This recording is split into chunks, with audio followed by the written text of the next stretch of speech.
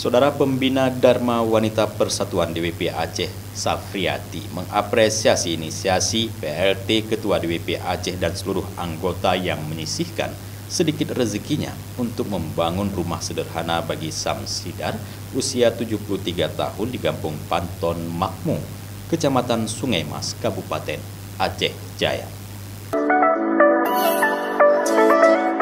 Safriati menyatakan rasa terima kasih atas inisiatif ini yang bertepatan dengan perayaan Hari Jadi DWP Aceh.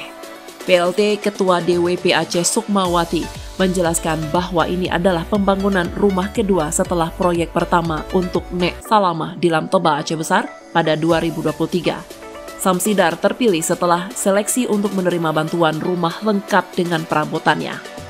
Samsidar yang tinggal di rumah bekas tsunami yang tidak layak huni bersama suaminya yang sakit sangat bersyukur atas bantuan ini. Masyarakat setempat juga mengungkapkan kebahagiaan mereka atas bantuan yang diberikan kepada Samsidar. Prosesi peletakan batu pertama pembangunan rumah tersebut dihadiri oleh PJ Bupati Aceh Jaya, PJ Ketua TP PKK Aceh Jaya, Ketua DWP Aceh Jaya, serta sejumlah pejabat terkait lainnya. Dari Aceh Jaya, Tim Liputan Aceh TV melaporkan.